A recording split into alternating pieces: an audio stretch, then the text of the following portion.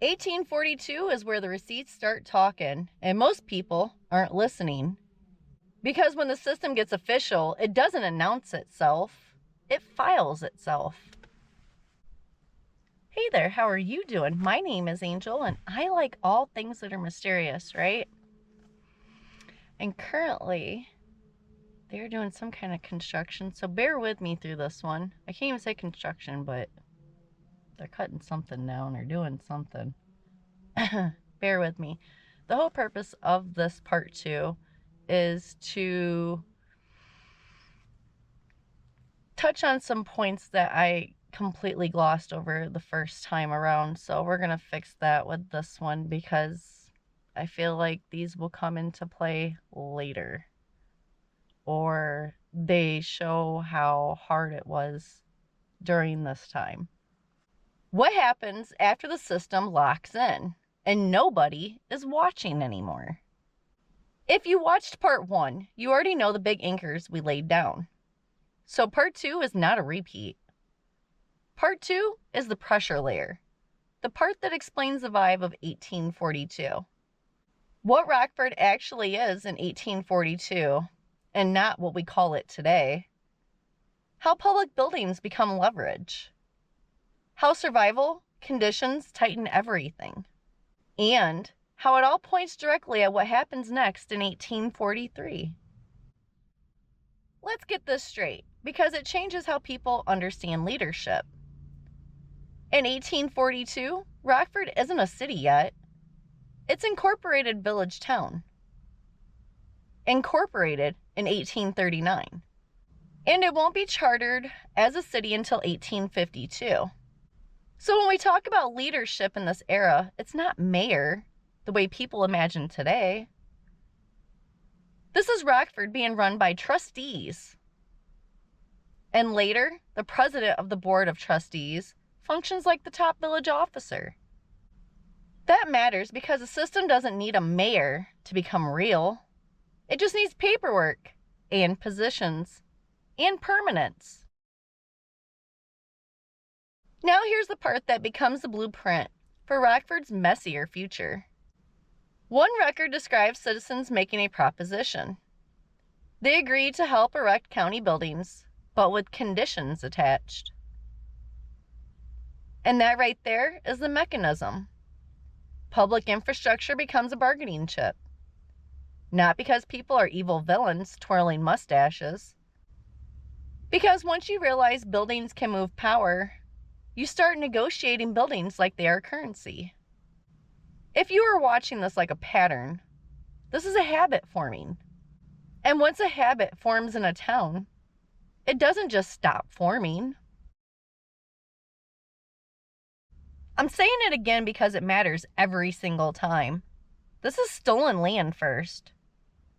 And now we're watching new systems get stacked on top of it. Courts, jails, blocks, deeds, filings, boundaries. All layered onto land that had people here long before any of these papers existed. That doesn't mean you can't tell the history. It means you tell it honestly. And the reason I keep saying this is because when people fight over land, they act like it all starts with them. But it never starts with them. Now I'm going to zoom out briefly. Because in 1842, the world is in paperwork era. Treaties lock borders. Trade agreements reshape economies. And power is increasingly being defined by documents. That doesn't cause Rockford's story, but it matches the same mindset. Paper creates reality. And when that mindset is in the air, small towns start acting like mini governments faster than people realize. And then nature makes its own statement. A local history describes the winter of 1842 to 1843 as brutal. Average snow about 30 inches deep, with many cattle dying on surrounding farmland. So while humans are building systems and filing paperwork, winter is out here deciding who eats and who doesn't. This matters because hard winters don't just make life inconvenient. They make people dependent. Independence is where systems grow teeth. Not because anyone announces it, because survival forces it.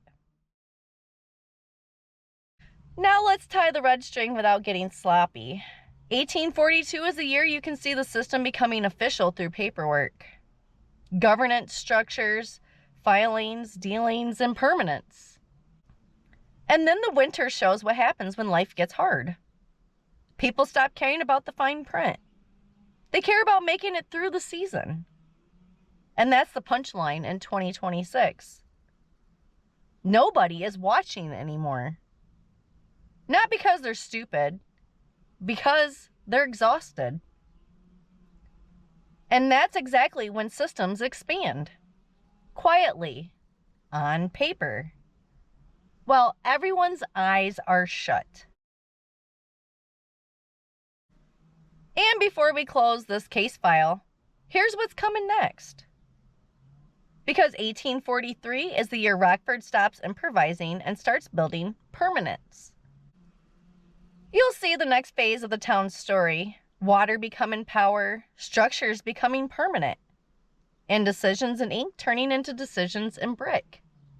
So if 1842 is the year the system gets official, 1843 is the year it starts acting like it. And on that note, if you liked this video, go ahead and give me a thumbs up. If you would like to see more videos like this, please subscribe. And as always, I appreciate you so much for watching this video. I hope you have a good rest of your day, and I'll see you in the next one. Bye.